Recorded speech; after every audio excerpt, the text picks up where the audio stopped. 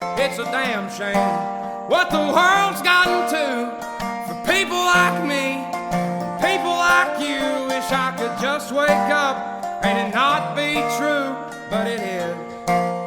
Oh, it is living in the new world with an whole soul.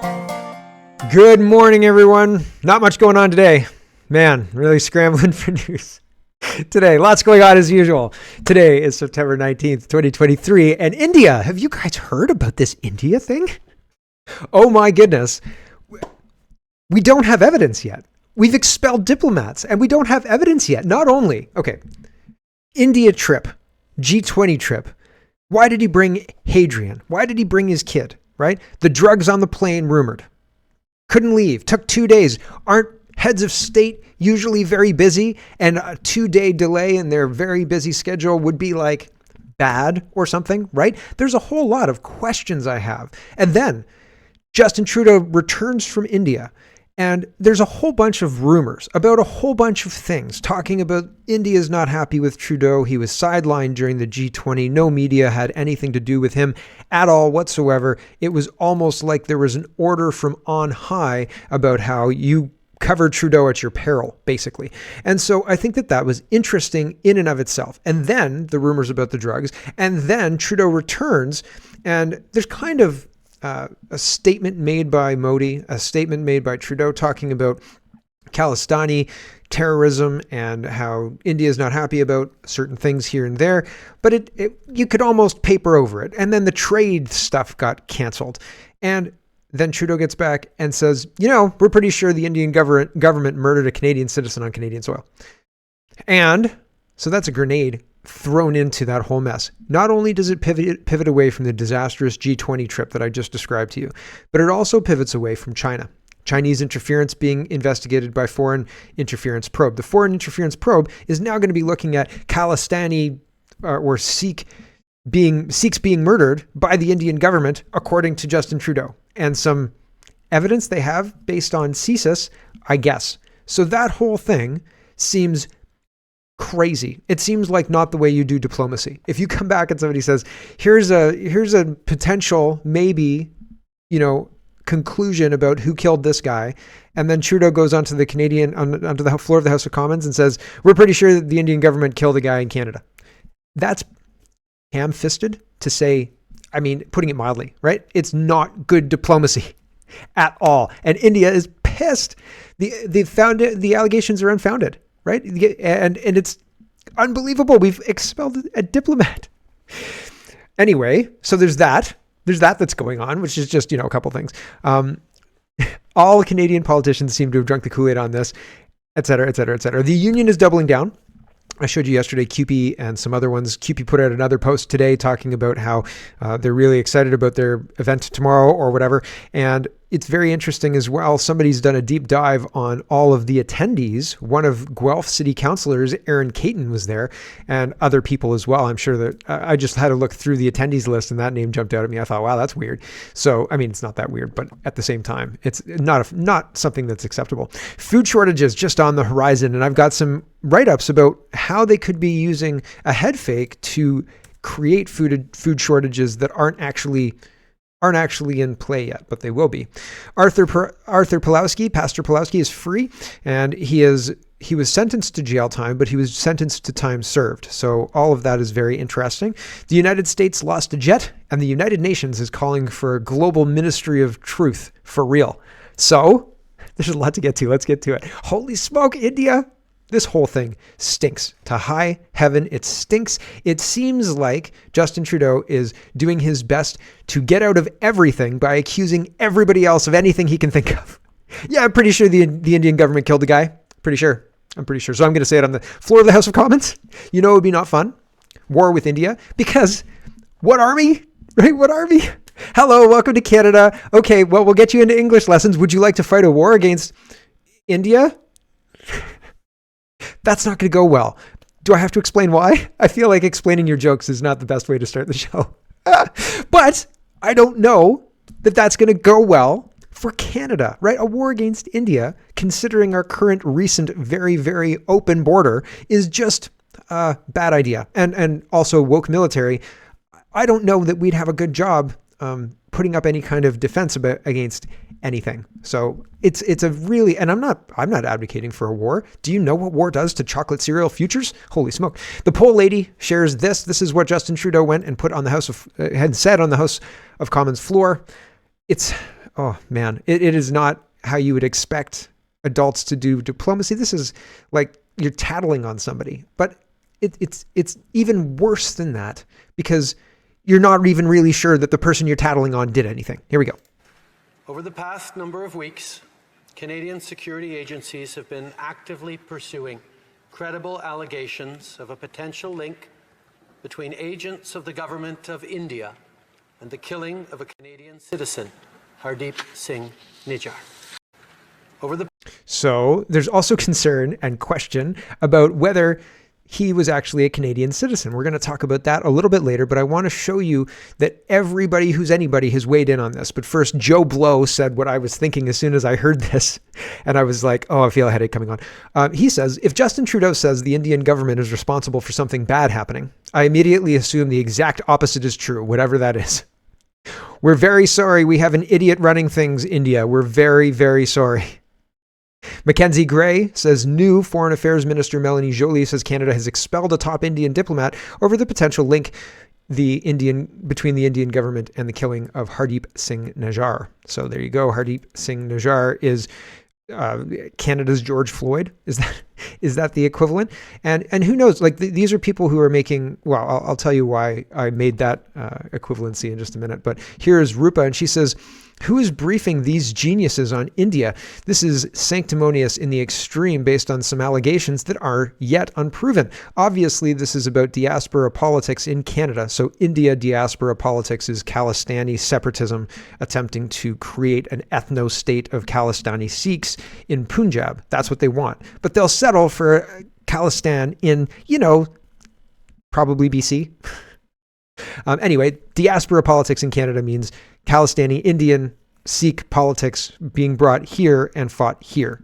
And, when you just open the border and say, everybody come here and Canadians don't have a culture or anything like that, what do you expect is going to happen? What could go wrong, right? Jeepers creepers. So diaspora politics. And it's not about India. You're going after a rising power that is the world's largest democracy. This is a scorched earth policy, which is screwing Canada, but maybe in the Liberals' political interest to change the conversation. So, and like I said at the top of the show, this turns the page on the bad G20 thing and all of the unbelievable crap that we saw during the G20, and it turns the page on China being somebody who to focus on for the foreign interference. And now we've got India killing people on Canadian soil. So we've got to look at that foreign interference, right? So what the foreign interference into Chinese interference into our elections was going to be is now going to be India killed a guy and also China, but not really China, right? Like this is not good, but it's diabolical politicking. You understand? So I mean, from a politics standpoint, this is like proroguing almost, but it's bigger than proroguing. It's walking into the enemy camp, dropping a grenade and running away, just to distract from your own ineptitude, right? Like it's ridiculous. Okay, here is Melanie Joly being sanctimonious and ridiculous, and the policy announcements that these people make just makes me cringe over and over again. Here we go. First and foremost, I would like to extend my condolences to the family and loved ones of Hardeep Singh Nijjar. The allegations that a representative of a foreign government may have been involved in the killing of a Canadian citizen here in Canada on Canadian soil is not only troubling, but it is completely unacceptable. She said may. She didn't say what. She said may have been involved. Now it's troubling and unacceptable. May have been involved? Get your facts straight before you come here with your unproven allegations. Are you kidding me right now? If proven true, this would be a grave violation of our sovereignty and of the most basic rule of how countries deal with each other. If this climate change thing proves true, it would be catastrophic in the short term. If it proved true, right? This is absolutely baseless is probably not the right word, but you should not be doing this with a country like India after what's just happened. Holy, and I'm not like a foreign minister or anything like that. I'm just some schlub Canadian in Guelph, right? But holy cow, I would have a concern about this. If you, like, say you run a brand or something like that, say your job is to like represent a brand or something like that, and then you accuse, like, your Coke's representative or something like that, and you say, I'm pretty sure Pepsi killed a guy. That's not good. Even if, like, maybe that's something that happened.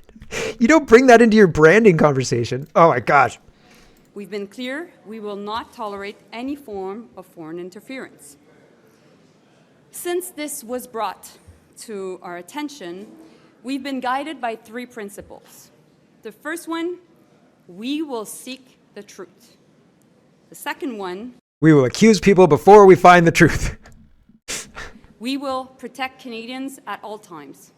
And thirdly, we will protect Canada's sovereignty. I've conveyed these principles to my Indian counterpart, and I've also told him that we expect India's full collaboration to make sure that we get to the bottom of this. And as of today, and as a consequence, we've expelled a top Indian diplomat from Canada. We expect you to collaborate on this from India. We expect your collaboration without your diplomat here. You're welcome. Yes, full collaboration. No diplomats. We put you in touch with the Chinese diplomat who will be our proxy. Jagmeet Singh says, today, I'm joking about the Chinese diplomat, but I wouldn't be surprised. I wouldn't be surprised to have Han Dong right beside Melanie Joly. This independent MP, blah, blah, blah. Okay, Jagmeet Singh, this is serious. I can't even believe that this is serious. Today, we learned of allegations that agents of the Indian government murdered Harjit Singh Najjar, a Canadian killed on Canadian soil. To all Canadians, this is my vow. I will leave no stone unturned in the pursuit of justice, including holding Narendra Modi, I'm just getting his name wrong, Modi, the leader of India, accountable. And so, leaving no stone unturned in the pursuit of justice. This is the only hidden reply that Jagmeet's ever done. Jagmeet Singh's hypocrisy says, just don't ask me to go to India. Because he can't go to India. It's so funny. Right, Jagmeet Singh is promising to find the answers from Canada with no diplomats. Here's Pierre Poilievre weighing on the same thing. He says, moments ago, the Prime Minister made me aware of intelligence from his authorities linking the Indian government to the killing of Hardeep Singh Najjar. Before going any further, let me offer my condolences to the family of Hardeep Singh Najjar and the loss that this represents and the outrageous murder it brought about. If these allegations are true, they represent an outrageous affront to Canada's sovereignty. If they're not true, we're real sorry, India. We're really sorry. Our citizens must be safe from extrajudicial killings of all kinds, most of all from foreign governments. Canadians deserve to be protected on Canadian soil. We call on the Indian government to act with utmost transparency as authorities investigate this murder because the truth must come out. We must know who performed the assassination and who was behind the assassination. Conservatives will continue to work to get these answers. All Canadians now stand with diaspora communities of Indian origin. And it is now in this time that the official opposition makes an appeal for calm. We are all Canadians. This is our country. We must be united for our home and for each other. Let us all lock arms and join hands in condemning this murder, standing with the family and friends of its victims, or of its victim. Let us all put aside our differences to stand up for the rule of law, one law for all of our people, a law made in this chamber by Canadians for Canadians. I think it's more complicated than that. I'll show you why in just a minute, but we have to go through all of the responses. Here is Michael Chong. He says, these allegations, if true, are an outrageous violation of Canada's sovereignty. More disturbing is that this was perpetrated by another democracy. It's a violation of our freedoms and the rule of law, fundamental democratic principles. Isn't fundamental democratic principles innocent until proven guilty? So if there's like a question about it, shouldn't you pick up the call and be like, hey man, I'm going to send over like this whole thing that we've got. And, you let me know if you authorize this hit, because, I have to make an announcement because it's probably going to blow up and whatever. But it seems like that didn't happen. There was no heads up. Justin Trudeau hung out at the G20. The plane got detained for reasons. Who knows why? And then he comes back and says, I'm pretty sure Modi killed a guy. I don't know, man. Seems sus to me. Very, very suspect. I don't know. Just off the top of my head, right? Here is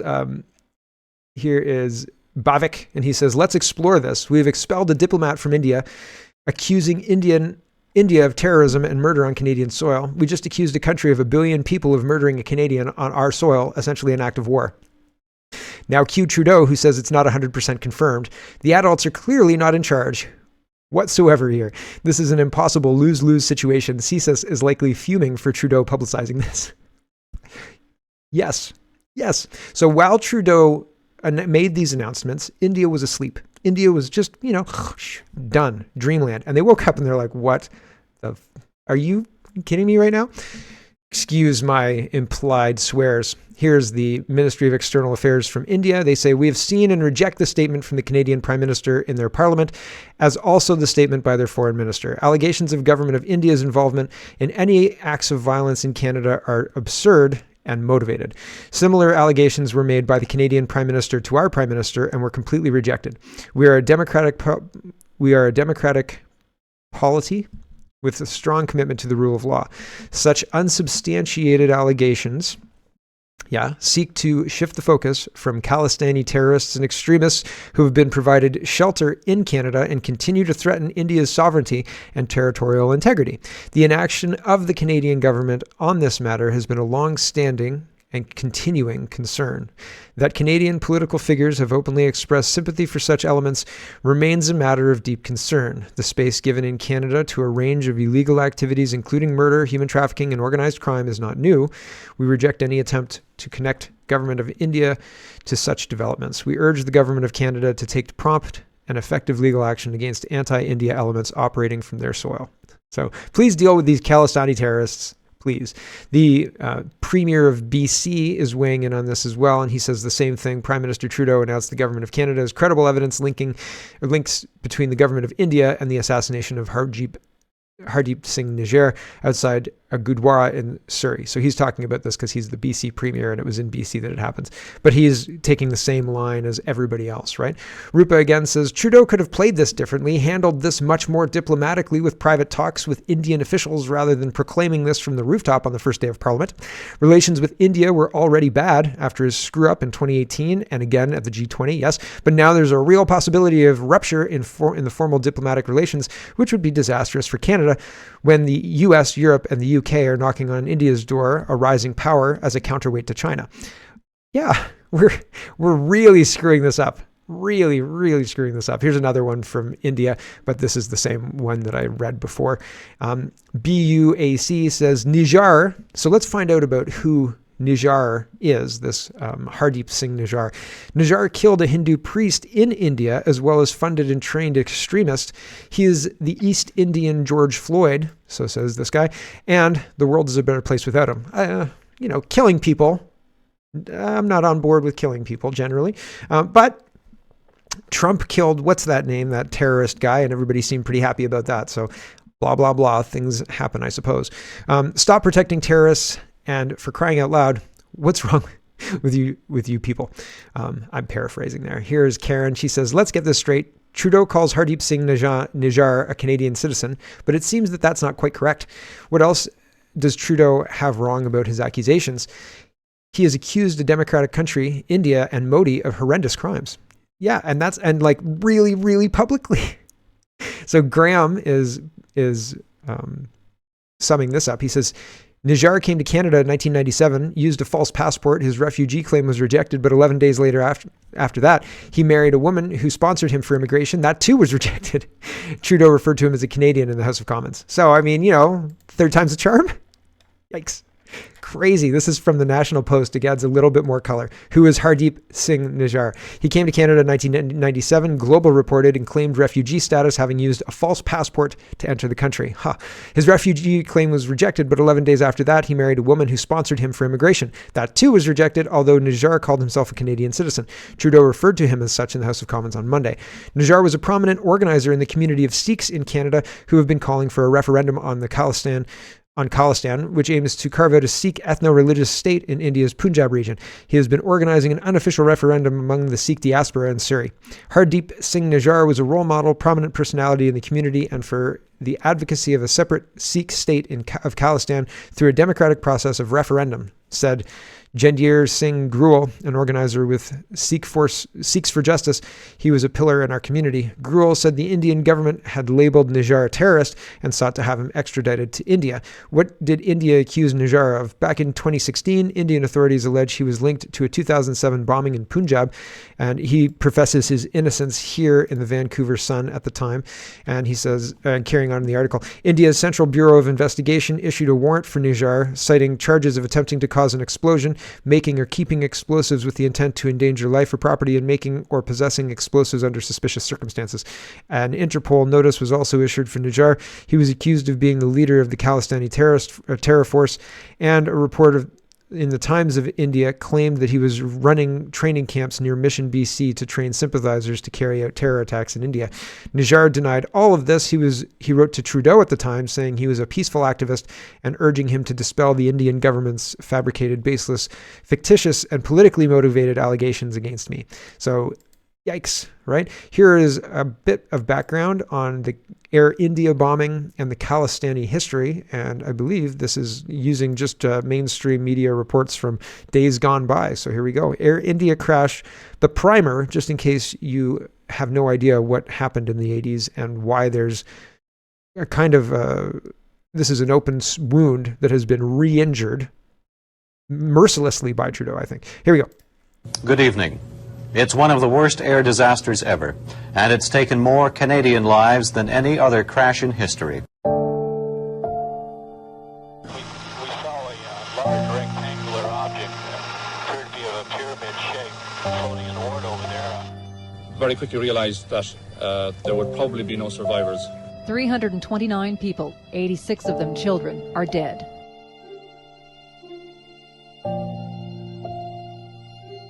The suspects, Sikh extremists hoping for an independent homeland in India.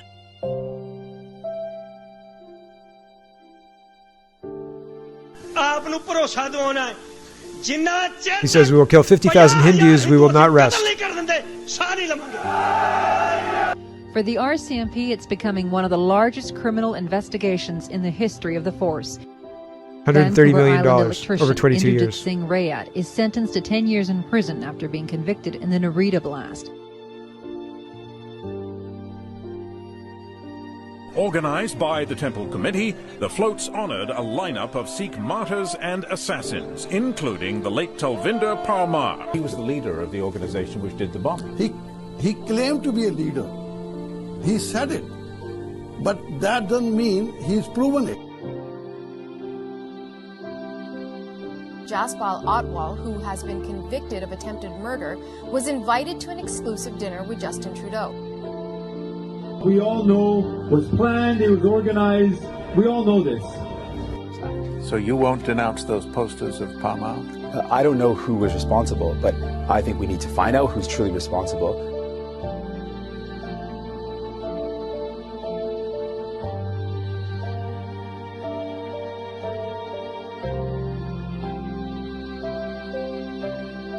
In 1982, the government of Pierre Elliott Trudeau rejected India's request to extradite Babar Khasal terror group chief Talwinder Singh Parmar, sparing him the need to stand trial for killing 2 Indian policemen. He collected donations from Sikh gurdwaras, preached that 50,000 Hindus must die, and promised that Indian planes will fall from the sky. So that was pretty crazy stuff, right? And we're saying, yeah, it's India's fault. Man. Crazy stuff. Wiretap Media says Canadian intelligence is letting real terrorists operate freely within our borders and investigating decorated war veterans for cracking jokes online about our government incompetence. Let that sink in. That's Jeremy McKenzie, right? So pretty wild stuff. Andy Lee says India has responded and will expel a senior Canadian diplomat following Trudeau's assassination claims. The decision reflects government of India's growing concern at the interference of Canadian diplomats in our internal matters and their involvement in anti-India activities. So I think that that's very interesting. We're doing tit for tat, but we want to be collaborative. We want you to be collaborative about this whole thing. I did watch, this is Foundation, an Amazon treatment of Philip K. Dick novel about foundation, which is about the fall of a great foundation. And the whole episode here, spoiler alert if you're interested, but man, season 2 is really good. I really enjoyed it. I thought it was really good. The whole season, sorry, I didn't mean to actually play this. I'll just explain it. The whole season is building up to a point. There's the beginning of the show starts with an assassination attempt. Spoiler alert, if you're going to watch this, probably fast forward. The beginning of the show starts with an assassination attempt. And the whole point of the assassination attempt is to poison pill an event that is being planned for later. Later, after the poison pill has taken effect and everybody's aware of the situation coming to fruition, meaning they've found the assassins, the person responsible is being taken to justice, and they will have to suffer the consequences of their actions. But everybody, we know that the evidence of this was planted, and it was planted by this person here, and she's a betrayer, right? And it feels to me like we're going through that right now. Like this India thing is quite convenient. It is a situation where somebody comes up to us and says, we know the truth. And the truth is, it's India's fault. And they're expecting us to say, oh, let's get them. Like, let's get those Indians and hold them responsible for, can you say that in Canada? Hold them responsible for, I mean, I'm talking about, Indians from India.